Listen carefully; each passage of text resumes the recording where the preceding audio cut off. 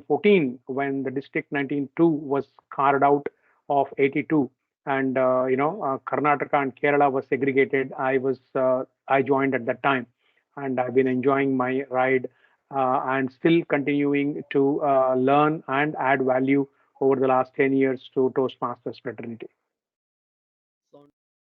This is where I would like to introduce the concept of beginner's mindset, right? So when you are about to have a journey, whatever that you're doing, whether you're Toastmasters or into Toastmasters or otherwise, whatever it that you do, always have an attitude of beginner's mindset. By that, what I mean is like, Sachin Tendulkar. I am sometimes deeply inspired by Sachin Tendulkar and the likes of Rahul Dravid, who were my idols when I was growing up, and I grew up along with them because we're almost the same age. But life, whether in Toastmasters or in cricket, is not a destination. It's a continuous journey. And as Rohan Kanhai, I think when Sachin Tendulkar went and told him that I made the first Test 100 in West Indies, he went and told Rohan Kanhai. Rohan Kanhai gave him an autograph because Rohan Kanhai was Sachin Tendulkar's idol. And Rohan Kanhai wrote, "Young man, your next innings start from zero, not from 101." A lot of changes because 10 years in a fraternity like Toastmasters is probably equal to more than 20 plus years in any other industry or any other fraternity, because we don't achieve anything other than be a better version of ourselves as we attend meeting day in and day out. So having said that, quite a lot of things have changed. When there's a lot of curiosity, there's a lot of passion, there's a lot of energy that one can feel in the room while in the Toastmasters conference. Apart from that, at the club level, we see a lot of people from various walks of life, be it doctors or engineers or housewives or retired army people or entrepreneurs or real estate people. They are realizing the value of speaking well in public, speaking, appearing as a confident leader in public by way of our communication. So that's having seen the best of both, and I'm experiencing pathways only for the last 4 5 years. That the failure of a human is not setting lofty goals, but setting small goals and then winning them. That kind of, to me, is a quote that occurs to me. I'm yet to fully explore all the paths and the levels and so on. I'm yet to do that. I've been not been able to do for various reasons. Oh, absolutely, tremendously. It has helped me in the last 10 years. I will owe my reinvention. I will owe my 2.0 avatar to Toastmasters. Having been an IT professional, I was fairly good in terms of written communication, verbal communication, client engagement, stakeholder management, talking to non-Indians, and English was reasonably good, like this, like the way I'm speaking to you right now. But after coming to Toastmasters, I realized, oh my God, I have a long way to go. Point number one, this was from one of the ex CEOs of Toastmaster International based in the US. I forgot her name, I'm sorry. She mentioned, once you know what you can get out of Toastmasters, you will never get out of Toastmasters. So if you're listening for the first time, let me repeat that once again. I think you have heard this, me repeat this quote multiple times the last 5 years. Once you know what you can get out of Toastmasters, you will never get out of Toastmasters.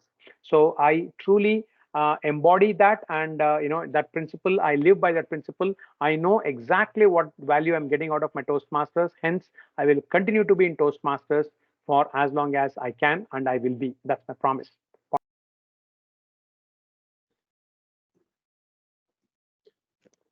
Ladies and gentlemen, I welcome you to one more episode of Toastmasters and Beyond. I have with me someone whom I don't know how to address. Sometimes we call him DTM Aurobindo, but he's also a doctorate. So we have to call him Dr. Aurobindo. So he's spent close to 30 years in the industry, and he's moved into the academia to be a professor and well-known Toastmaster, champion of public speaking.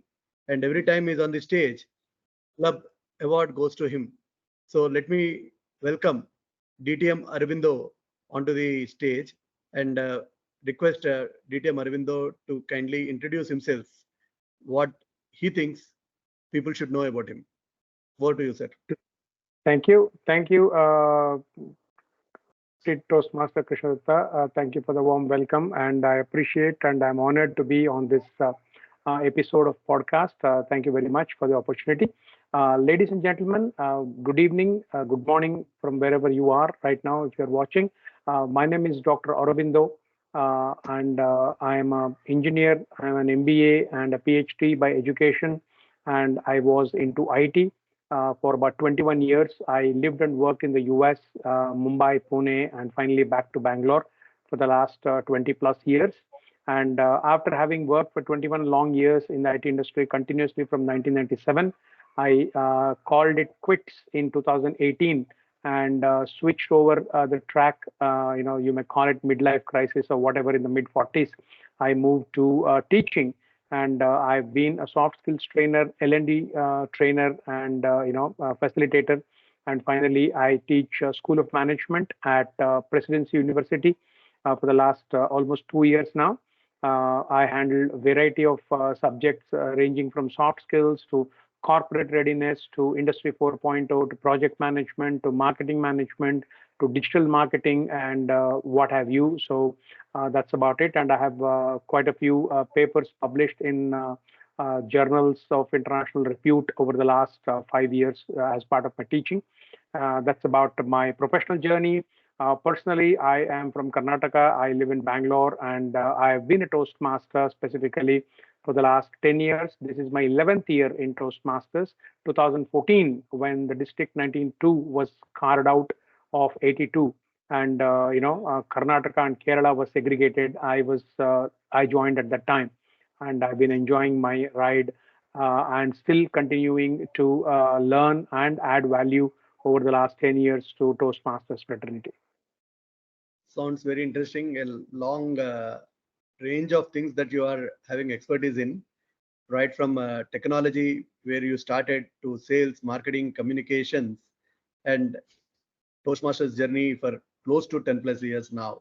So it's really great journey that you have. Thank you. I often get to hear from people when they achieve a particular goal in Toastmasters.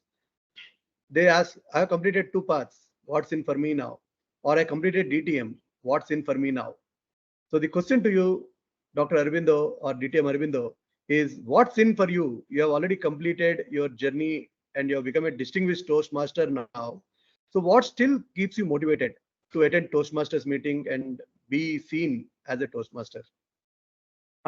Excellent question, Toastmaster Krishna. I really appreciate the very thought-provoking question, I must say. Why? Because this is where I would like to introduce the concept of beginner's mindset, right? So when you are about to have a journey, whatever that you're doing, whether you're Toastmasters or into Toastmasters or otherwise, whatever it that you do, always have an attitude of beginner's mindset. By that, what I mean is Sachin Tendulkar. I am sometimes deeply inspired by Sachin Tendulkar and the likes of Rahul Dravid, who were my idols when I was growing up, and I grew up along with them because we're almost the same age. And I saw their cricket right from their debut till they retired and to whatever that they are doing right now. If they have not had that beginner's mindset, right? So everything is a waste. So you feel that you have arrived, you feel that you have arrived, that is your destination. And if that is your destination, that is where you get off, that is where you stop. But life, whether in Toastmasters or in cricket, is not a destination. It's a continuous journey. And as Rohan Kanhai, I think when Sachin Tendulkar went and told him that I made the first Test 100 in West Indies, he went and told Rohan Kanhai.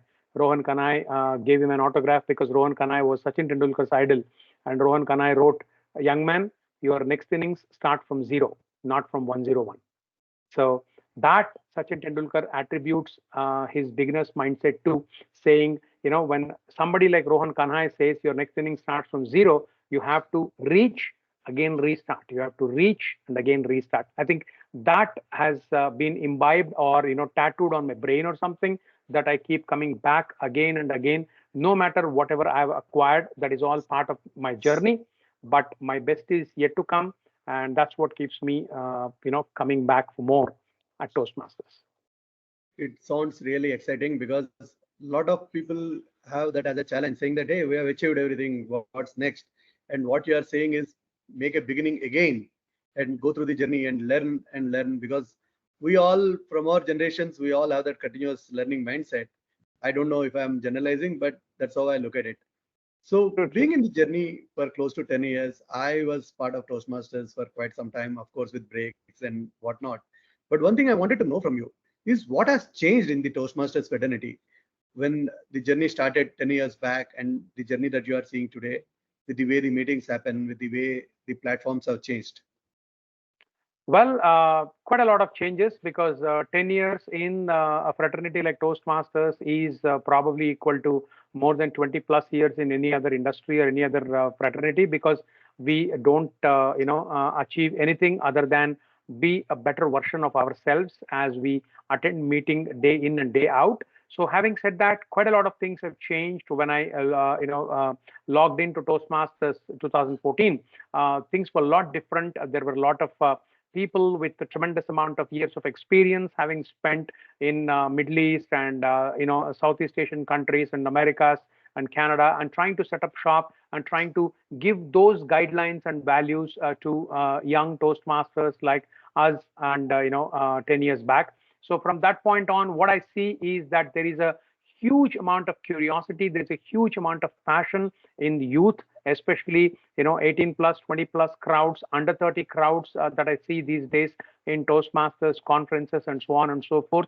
There's a lot of curiosity, there's a lot of passion, there's a lot of energy that one can feel in the room while in the Toastmasters conference. Apart from that, at the club level, we see a lot of people from various walks of life, be it doctors or engineers or housewives or retired army people or entrepreneurs or real estate people. They are realizing the value of speaking well in public, speaking, appearing as a confident leader in public by way of our communication. So that's a very welcome change. And considering the fact that District 92 was Karnataka and Kerala, even that is now further segregated as District 92 and 122, 121 it is. So there's a lot of proliferation of clubs, both at the corporate level and at the community level. So that is what adds a lot of flavor, a different variety, and it spices up things. That's the change that I've witnessed. Sounds good. I also understand that you are a DTM from the old traditional path, what we call, where the manuals, physical manuals were what were being given and you were using them. Today, it's all digitized, and there is often a debate from the people from the old school versus the new school saying that, oh, old path was good or new path is better or whatever it is.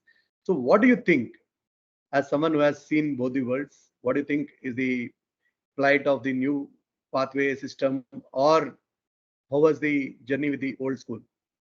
Well, having seen the best of both, and I'm experiencing pathways only for the last 5 years, that is half of my journey.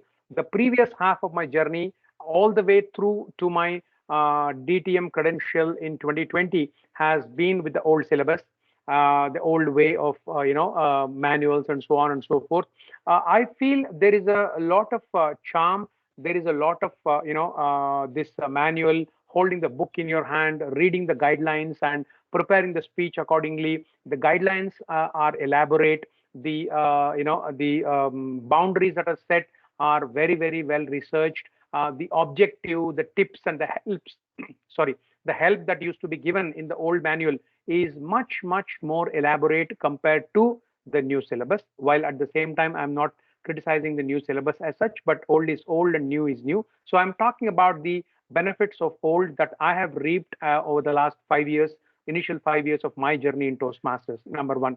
Number two, we had competent communicator manual wherein you had to give 10 speeches, 1, 2, 3, 4, 5, 6, 7, 8, 9, 10, and each one is absolutely different and totally unique from the previous. So you have no idea what your next speech is going to be. You have no idea what your next speech is going to be. So that kind of gave you a lot of variety of mix and match. Now, having done the first CC10 manuals, you move on to advanced communication series. In the advanced communication series, we had 5 plus 5 from 2 different manuals for bronze, 5 plus 5 for 2 different manuals for silver, and 5 plus 5 for 2 different from 2 different manuals for gold, right? So if you take 10 from gold, 10 from silver, 10 from bronze, and 10 of CC, I have actually written scripts. I've actually rehearsed and delivered 40 speeches over a span of 3 or 4 years, right? And they have not been easy. It could be management, it could be presentation, it could be an abstract concept, it could be making people laugh, it could be making people sentimental. There's so many of them. Now, having done with all that, of course, I still do have all the manuals of all the old syllabus with me for nostalgic value. I think I'm never ever going to discard that because I really appreciate and like the hard work and dedication that has gone in preparation of all these things. Now, if I were to move on to the digitized format of the pathways, the paths are good, the growth is good, the range and variety of topics in terms of what you can choose is very, very good, well thought out. However, the journey I feel is little shortened. Probably you give like 2, 3, or 4 speeches or something like that. You complete a level and then you move on to the next level and then you move on to the next level. You can feel you can achieve much faster, right? So now the disadvantage, according to me, if you are able to reach your goals faster, is that you will not be motivated enough because you don't have any tough goal to achieve and you don't have that bar raised up. Then what happens? Probably whatever you do, whatever you give is like very good and considered very good. Then what happens? The failure of a human is not setting lofty goals but setting small goals and then winning them. That kind of, to me, is a quote that occurs to me. I'm yet to fully explore all the paths and the levels and so on. I'm yet to do that. I've been not been able to do for various reasons over the last couple of years, but I would like to experience this first and then probably do a better comparison. But from what I've seen, what I've evaluated, what I've mentored in these paths and this path and that path, I have a lot of mentees and members who approach me and so on. This is my initial thoughts compared to the old syllabus and the new syllabus, Krishna. Sounds good. I think a lot of reflections about the old school and the new school, and I think well balanced answer, I could say. So as we are talking about Toastmasters and beyond, I want to go a little outside the Toastmasters universe to ask you how Toastmasters has benefited you in your professional or personal life. Oh, absolutely. Tremendously, it has helped me in the last 10 years. I will owe my reinvention, I will owe my 2.0 avatar to Toastmasters.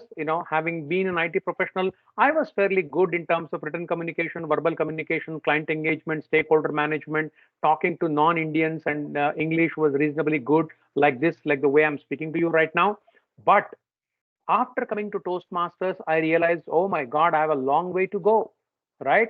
To be more professional, to be a more polished speaker, to be a more polished leader, and so on and so forth. So I have been able to cleverly blend my prior experience without Toastmasters in the realm of Toastmasters and cook up my own concoction of my fuel for my life and my growth. And I'm truly grateful and thankful for the Toastmasters fraternity for that.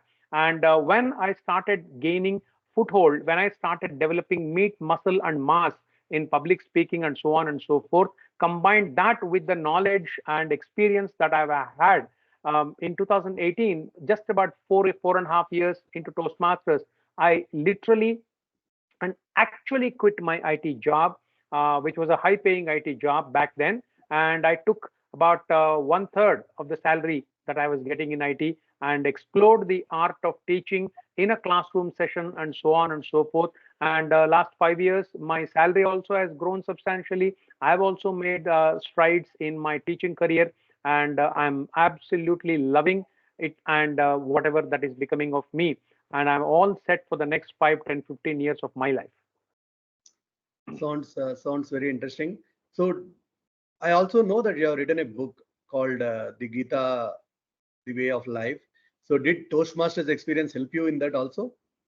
I would say definitely, I would definitely like to give credit to Toastmasters in the way that a message has to be crystallized, a message has to be packaged and delivered in a way that is easily understandable by all the people, especially coming from a community club. I've had very little experience of corporate club, but most of my 10 years has been in the community club. So in the community club, we have children, we have teenagers, we have ladies, we have gentlemen, we have retired professionals, we have professionals from all walks of life and so on and so forth, and each one has their own prism, each one has their own perception and perspective of life.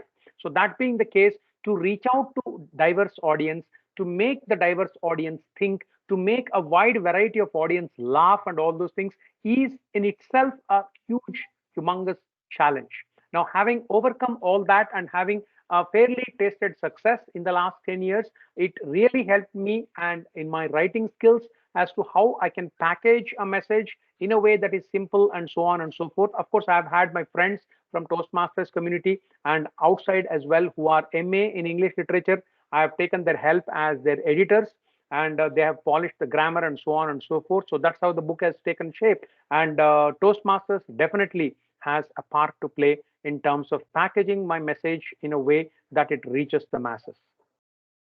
Right. So let's move into a different spectrum of questions asking about family. So typically, most of the Toastmasters we find tough to balance time between family and the Toastmasters. And I know the club you are part of meets on a Saturday evening, which is the prime time, which is to be given to the family. How do you balance the message between family time and Toastmasters time? And what is the take of your family about Toastmasters? Okay, let me take each question as it comes.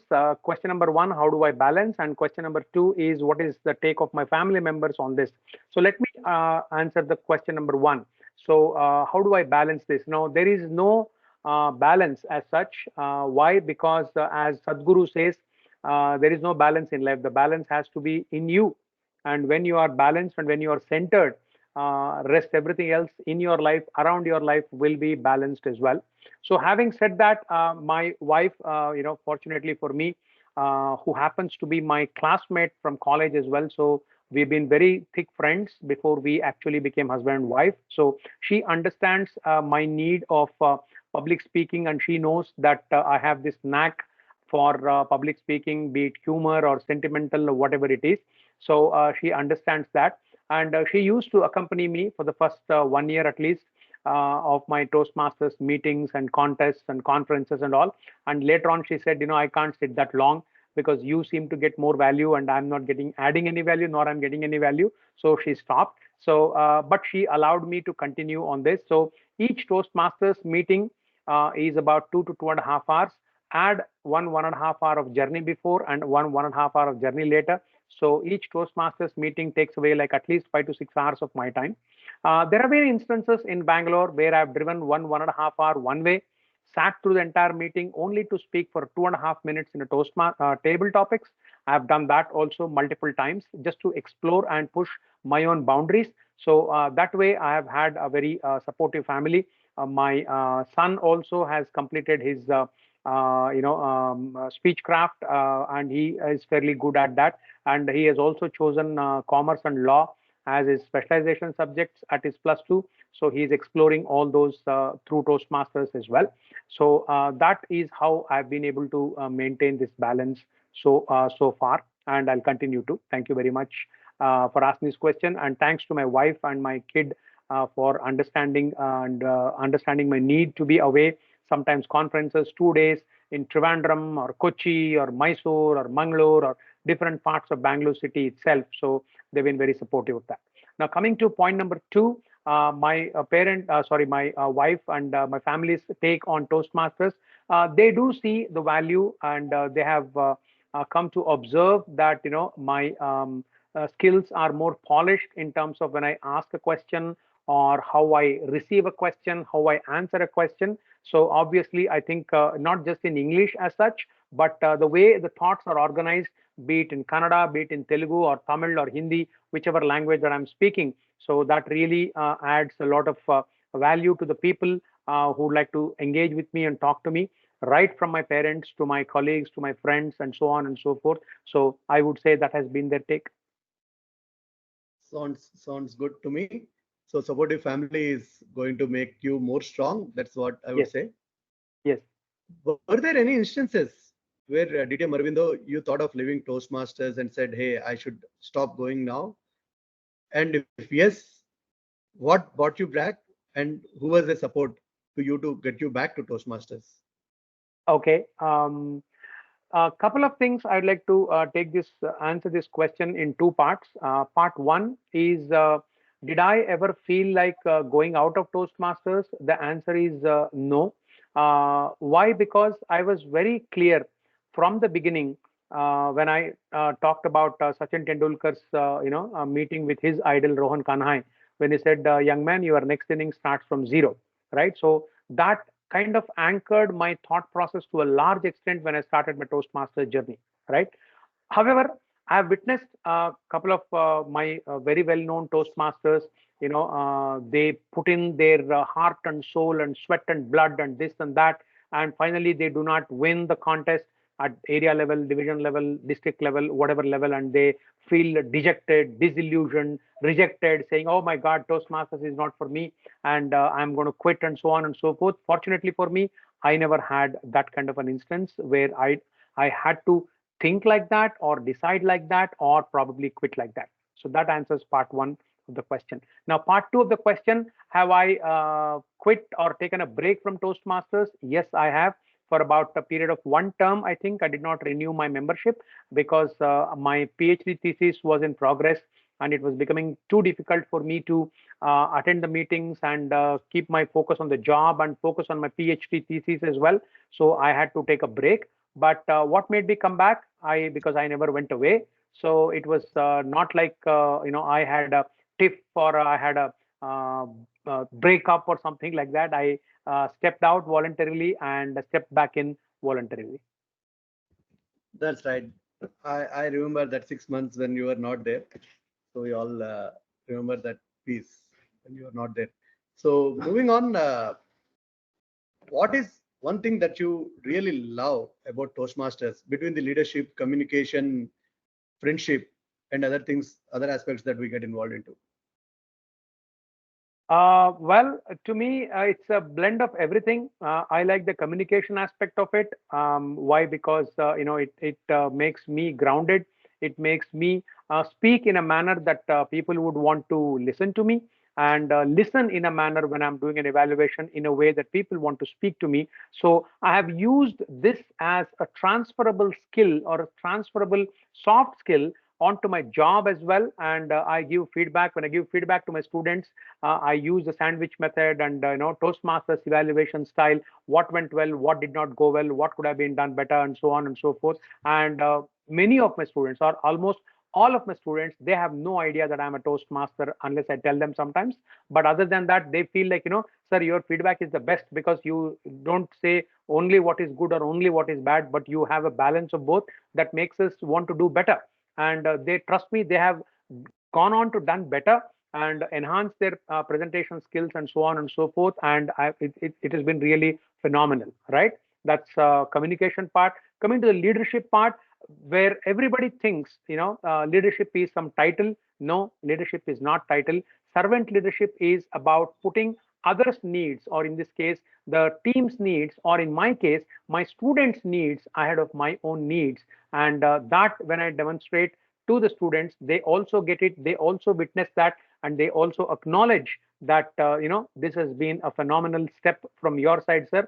We really appreciate what you do for us, and that remains for a long time to come. That's on the good thing about the communication and the leadership aspect of it. Coming to the friendship and networking aspect of it, now that there are a lot of corporate clubs in Bangalore city, I've had the fortune of visiting, be it Infosys or SAP or Amazon or Microsoft or Dell. You name a company, I've been there. I've gone to the I've even met the managing director of Samsung India, called Mr. Deepesh Shah, where I was invited to deliver a humorous talk, and he sat through my entire session as well, right? So that has really helped me in terms of enhancing my network, enhancing my social circle and so on and so forth. I'm confident and I'm pretty proud to say that more than a few hundred, maybe couple of thousand people know me in Bangalore City in the Toastmasters fraternity from various reputed companies. So I can ask for any company door to be open to deliver a session. That company's door will be open for me. I really appreciate that fact. So on the communication, on the leadership, and on the networking friendship part, these are the three takeaways from my side. That's, I think, a takeaway for everyone who aspires to be a Toastmaster or who is a Toastmaster and understands the true essence of being a Toastmaster. So as we are running out of time, any last set of points that you wanted to tell and concluding remarks from your side about your journey as a Toastmaster? And maybe you can leave with an advice to others, youngsters, and of course, people like you and me who are grown up. So what will be your one take and one advice to people? Absolutely. Thank you, Toastmaster Krishna. Let me put it in 2 points. Point number one, this was from one of the ex CEOs of Toastmaster International based in the US. I forgot her name, I'm sorry. She mentioned once you know what you can get out of Toastmasters, you will never get out of Toastmasters. So if you're listening for the first time, let me repeat that once again. I think you have heard this me repeat this quote multiple times the last 5 years. Once you know what you can get out of Toastmasters, you will never get out of Toastmasters. So I truly embody that, and that principle. I live by that principle. I know exactly what value I'm getting out of my Toastmasters. Hence, I will continue to be in Toastmasters for as long as I can, and I will be. That's my promise. Point number one. Point number two, as a piece of advice, let me give it straight in terms of contests and so on and so forth. A lot of people add a lot of value in terms of I have to win this, and I have to be called a champion. I want people to recognize me and all those things. Nothing wrong with that. We all have innate desires. But if I were to blend a little bit of my Gita knowledge into this, those are all tamasic or rajasic. Rajasic is you're doing something because you want something else. You're doing this because you want that. That is Rajasic. Nothing wrong with Rajasic, but Rajasic is only at the mid level. Above that is the Sattvic level. Sattvic level is I am doing this because I want to do this. I'm doing this because I can do this. Or if I cannot do this, how can I do it better? Right? So this is what my mentor, distinguished Toastmaster, Arjun Raj Aras used to say. The koel in the jungle is not inviting anybody to listen to it. It sings because it just wants to sing. That's all. So be a Toastmaster just because you want to be, not because if I am a Toastmaster, if I do this, I get that. If I win this, I get that. Not because of that. Nothing wrong with that. That is Rajasic as well. But as humans, we need to evolve our thought process, go beyond the Rajasic and go to the Sattvic level, saying, be a koel. I sing because I love to sing. I want to sing. Even if nobody is listening to me, that's fine because singing is my dharma. I sing, says the koel. Thank you, sir. I think you brought in the simplicity at the end, saying that just sing because you want to sing. Don't worry about what others think. I think that was really great. And your quote about Toastmasters, saying that when you know what you get out of Toastmasters, you will never get out of Toastmasters. The moment you said that, I can think of Rajnikant, because it's a dialogue like a Rajnikant punch that was given on the stage. I think it was really great talking to you, and it was really a delight that in spite of your busy schedule, you spend time to share your knowledge. And to the audience in specific, this is what you get when you talk to experienced Toastmasters about their experience. Thank you very much once again, sir, for being there on the stage. Thank you. No problem. Thank you very much. Thank you very much.